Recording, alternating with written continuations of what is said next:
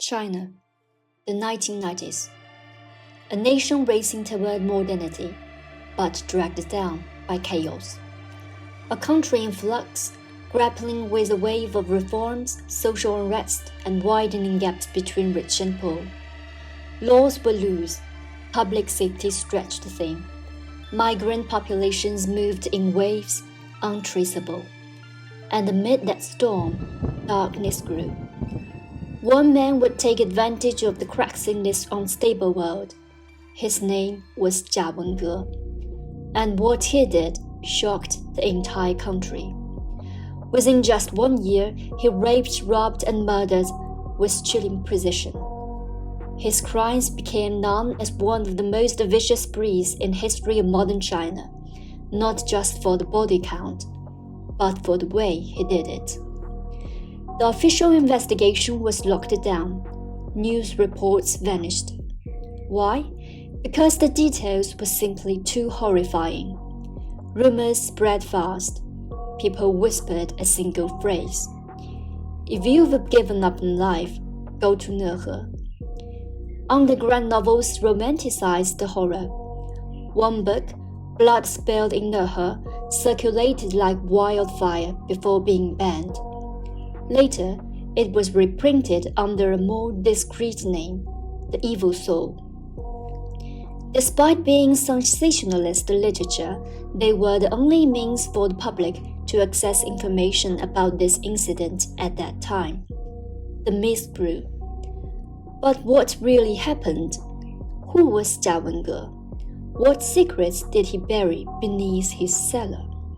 Were the rumors of organ harvesting or even cannibalism true? And in the end, how was he caught? And what justice did he face? This is part 1 of a 2-part series on the Jia Wenge case. You are watching The Curiosity Hunter. Story whispered through China and Asia's past, where fact meets folklore. Let's begin. In the far northeast of China lies a province blanketed in snow for half the year, Heilongjiang, bordering Russia, known for its bitter winters and icy plains, and in the western part of this province, Qiqihar, an aging industrial city, quiet on the surface. But not far from here sits the county-level city of Nehe, sparse, rural, forgotten by time. And tucked even further into its countryside, Laolai, a remote farming town, just fields, snow, and silence. But in January of 1991, this quiet place would become the epicenter of a story darker than anyone imagined.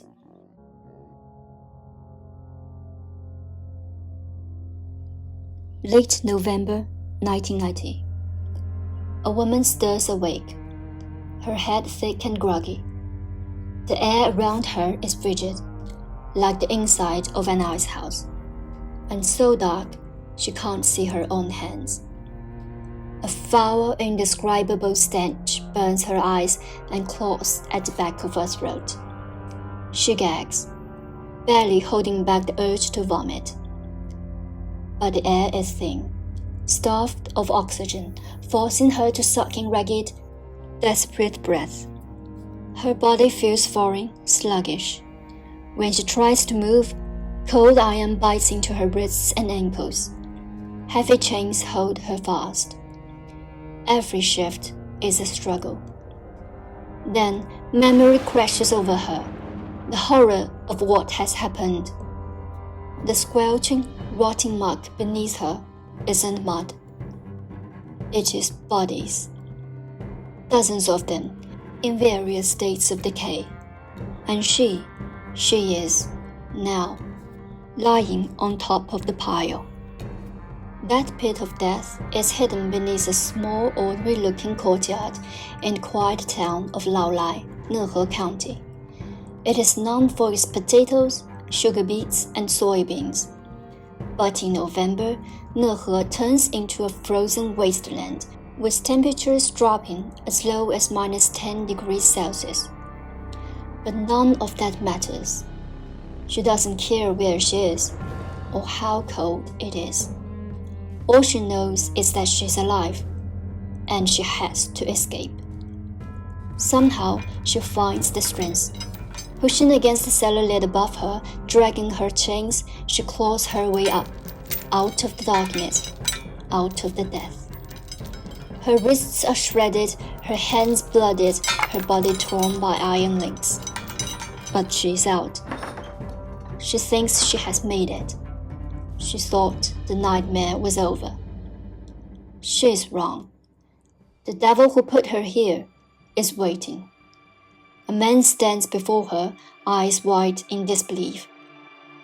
Jia Wenge, the man who has thrown her into that pit.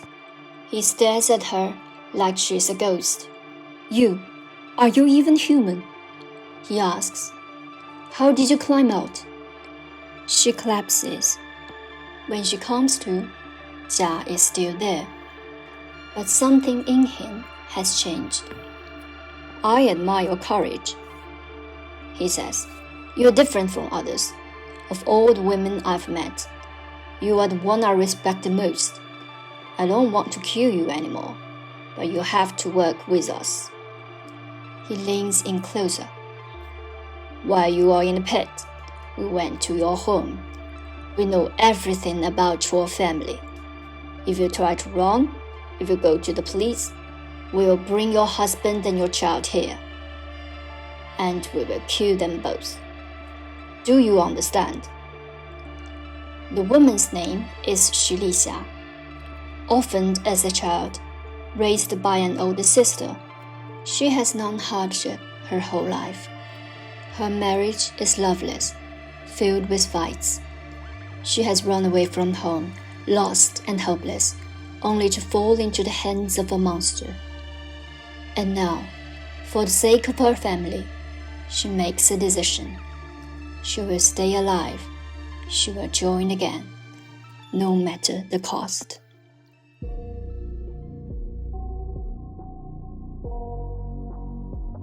Official public records on Jia Wenge are limited. Most of what we know comes from scattered reports and memories of those who encountered him. By piecing these fragments together, we can try to form a clearer picture of the man behind horrors. Jia is of mixed Chinese-Russian descent, tall and handsome. At first glance, she looks nothing like the type of man capable of robbery, rape, and murder. In fact, one local police officer who has known Jia since childhood remembers him as an intelligent and likable boy. Jia lost his parents early in life and was raised by others. In school, he is clever and well-behaved, so much so that he is repeatedly appointed as the class monitor. In 1990s China, the role of class monitor isn't rotated among students like it is today. It is a coveted role, reserved for students recognized for their academic excellence and good behavior. After middle school, barely into his teens, Jia enters the workforce. He's assigned to a local factory, doing grueling manual labor, shoveling sand and gravel. But Jia doesn't put his intelligence to good use.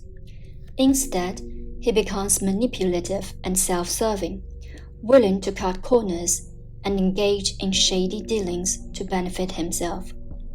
Not only that, rumors of tangled relationships with female co-workers swirl around him.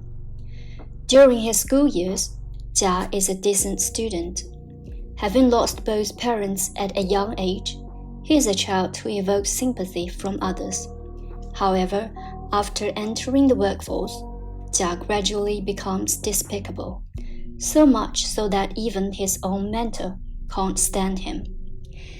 Jia's mentor, the Chinese often say 师傅, is a senior worker assigned to guide and train newcomers.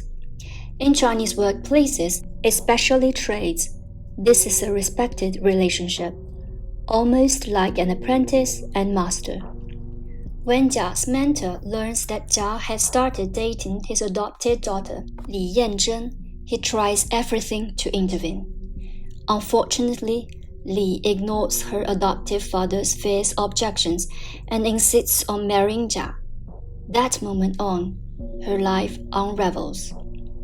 The man she has chosen brings her only pain and eventually destruction. Jia later quits the factory and takes a job as a cattle butcher.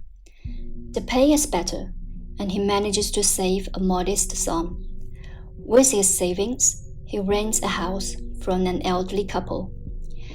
Jia moves into the east wing of the house.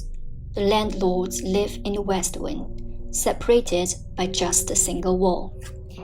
In 1990s China, housing is a modest but usually not a problem. Most workers are provided dorms by factories or employers under the planned economy system. Jia, choosing to rent a separate property with a cellar and courtyard, suggests he is already planning something sinister. The house comes with a cellar, originally intended for storing potatoes, a common feature in northern Chinese homes back then. But Jia has something else in mind. Soon after moving in, he registers a candy business under his own name, Wenge Candy Factory. The factory's official address is the very house he has just rented. Registering a business in one's own name gives a facade of legitimacy, which Jia uses to gain trust and lure victims. The house sits in a remote, underdeveloped corner of the town. In 1990, to reach it, one has to take a train, then a coach bus, then a smaller bus, or walk the final stretch. It is completely off the grid. There is no online banking, no courier delivery, and credit cards aren't widely used. Anyone doing business has to show up in person and carry large amounts of cash. This creates perfect hunting ground for Jia. He and his accomplices target victims at railway stations by offering fake jobs, deals, or dates, then lure them to a rented house. They first scout for victims at Nehe railway station, but later shift to the busier Qiqihar railway station. Jia posts job ads for female workers, accountants, and warehouse staff. Some victims come to his factory seeking employment. Others arrive in Nehe to purchase soybeans, potatoes, or sugar beets. Some believe they are meeting someone for a romantic hookup, but all find themselves ensnared in a deadly trap they never see coming. Among those deceived is Xu Lixia, the woman who climbs out of the pile of corpses. She believes she is coming to interview for a job and follows Jia back from Qiqihar railway station. But Jia sees something different in her. She has survived where most would have gone mad with fear. He is looking for a female accomplice, someone who can lure in victims using seduction. She is perfect for the role. After Jia moves in, the cellar beneath the kong, the traditional Chinese heated brick bed, begins to fill with bodies. His wife, Li Yanzhen, sleeps above the horror. Terrified and helpless, she turns to heavy doses of sleeping pills to numb herself. Often, she sneaks off to the county cinema to spend the night watching back-to-back films, not for entertainment, but simply to escape the house. She lives in constant dread, torn between fear of her husband and guilt over her involvement. Then, a year later, the police finally come knocking. That day, Li has gone to the movies again. When she returns and hears from the elderly landlords that police have come by with questions, she panics. Rather than face arrest, she takes poison. Police rush her to the hospital, hoping to save her and get crucial information about Jia's crimes. But it is too late. The poison has done its work. Before Jia leaves for Suzhou, a city in the southeast of China, he tells his wife that if she doesn't hear from him for over 2 weeks, it means something has happened. And she has to, as he puts it, handle things on her own. Those are his parting words. Night, January 8, 1991. The temperature in Nehe has plunged to minus 20 degrees Celsius and below. The vast plains are buried under a suffocating blanket of snow, white and endless. As the sun vanishes, the townsfolk retreat into their homes, sealing themselves away from the biting, merciless cold. The streets lie deserted, swallowed by an eerie silence. No footsteps, no voices, just the howling wind scraping against frozen windows. Then, out of the darkness, 4 figures emerge. 3 men and a woman. Their faces obscured by scarves, their breaths turning to frost the moment it leaves their lips. They move quickly but laboriously, their boots sinking deep into the snow, each step a struggle against the unforgiving winter. The wind slashes at their skin, relentless, as if warning them to turn back. But they don't. Soon, they board a dilapidated private bus, its engine coughing weakly in the cold. The doors creak shut behind them, sealing them inside, a metal coffin on wheels rolling into the endless, frozen night. Where are they going? And why do they leave in such a hurry? The answers lie in the darkness, waiting. The rickety bus carries them south through the night, its aging chassis groaning under the weight of their secrets.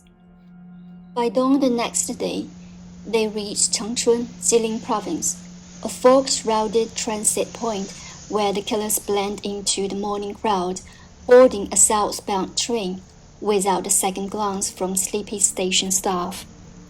24 hours of clattering rails later, the group surfaces in Shijiazhuang, Hebei province, their nerves frayed by the constant screech of brakes. There, they transfer to a long-distance coach, its windows frosted with the breath of dozens of migrant workers. Perfect cover. 3 days pass in a haze of highway mirages and roadside dinners.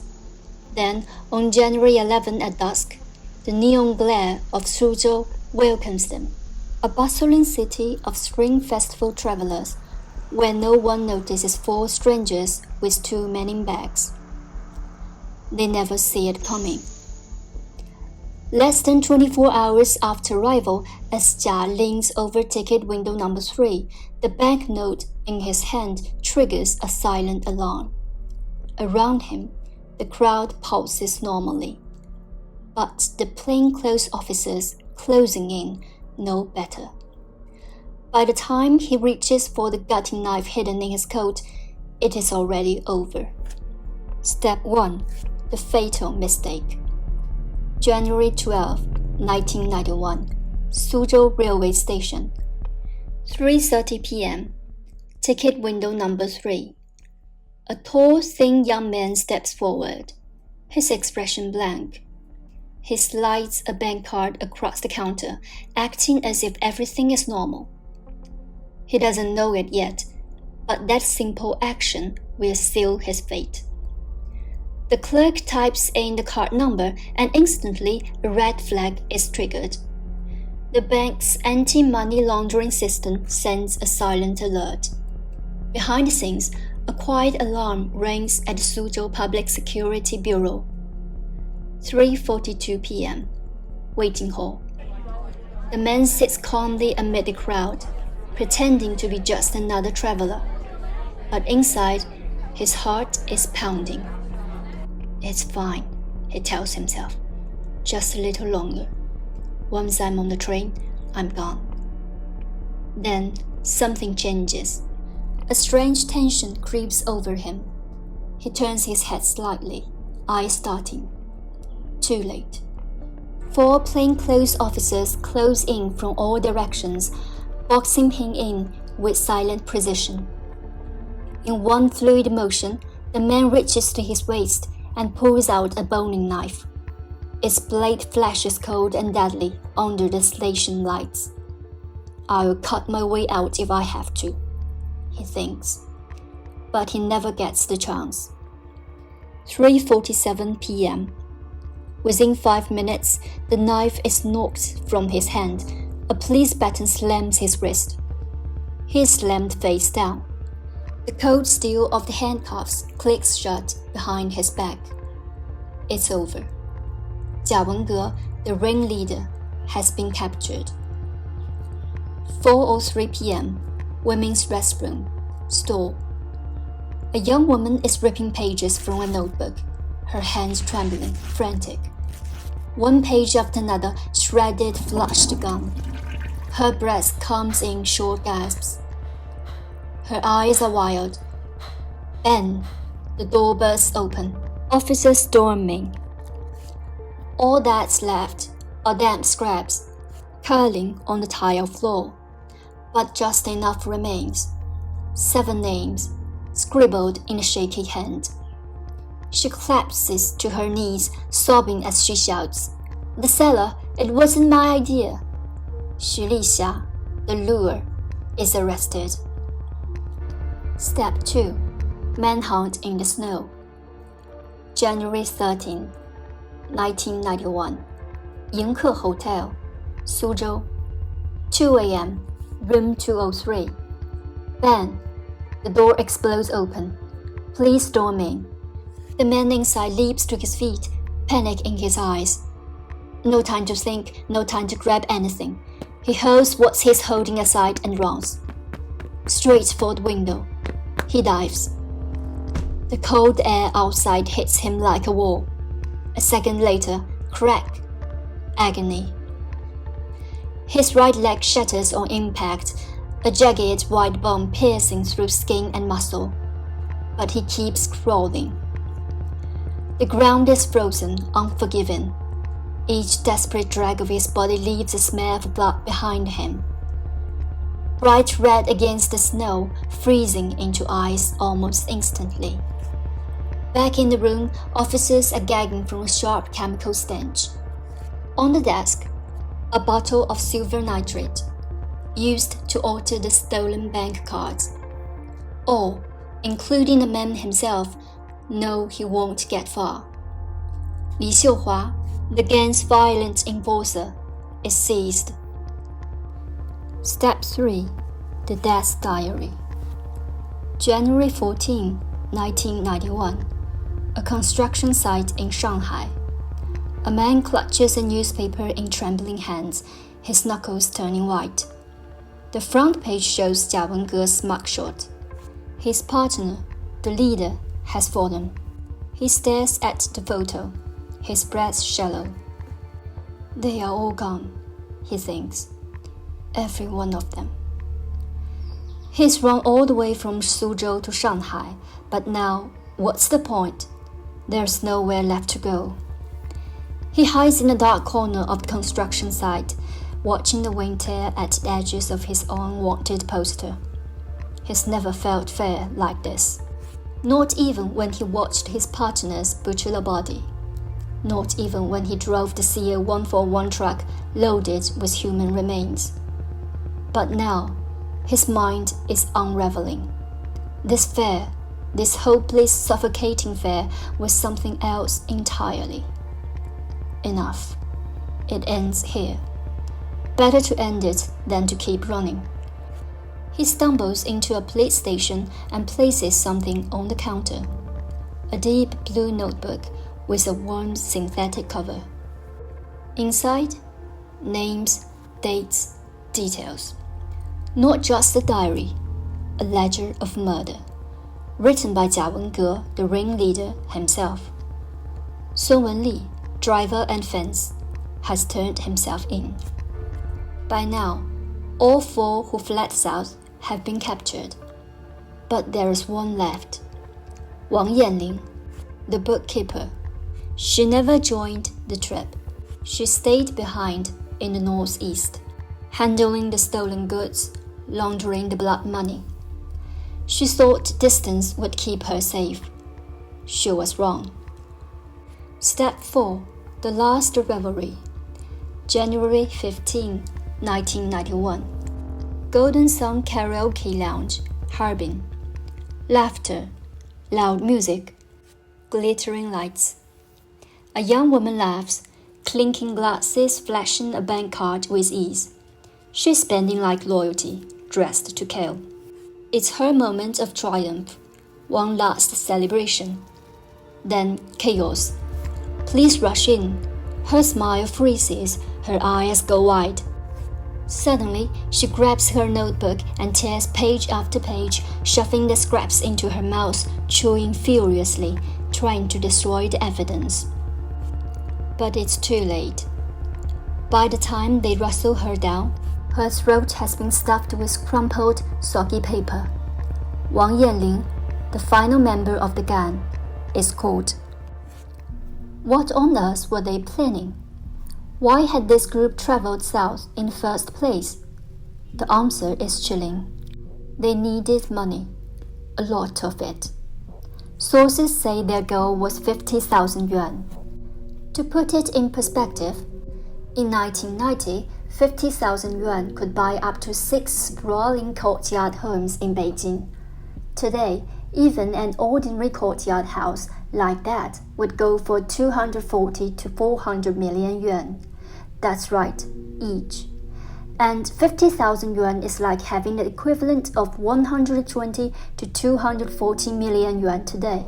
Yes, million, with an M. Why such a large sum? Because the bodies. The ones stayed hidden in the potato cellar back in their home in the northeast had begun to rot. Even the winter air couldn't mask the stench of decay. Spring was coming. The stench would only grow stronger. People would notice. They needed money. For rent, for cement, gravel, sand, to seal the cellar for good. To erase the debt and every trace of what they had done. That's not all. Jia Wenge carried 4.2 kilograms of stolen gold jewelry, hoping to sell it on the black market in the wealthier south. The Yangtze River Delta was booming. There were more targets, more money, more anonymity. Moreover, they were running. The northeast had grown too dangerous. Too many crimes, too many risks. It almost worked. Their timing was perfect. Crowds were thick before the Spring Festival. Security was loose, no X-ray machines, no strict backchecks. If Jia hadn't used the victim's bank card to buy his train ticket, if the bank hadn't flagged the transaction, they might have vanished again. But fate had other plans. A single slip, a silent alarm, and their whole world came crashing down. This isn't the end of the story. There are still unanswered questions waiting to be uncovered. Those will be revealed in the next episode. If you enjoy unraveling the mysteries of China's past, from true crime to legends and hidden history, don't forget to comment, like, subscribe, and share. Your curiosity keeps this channel alive. See you next time.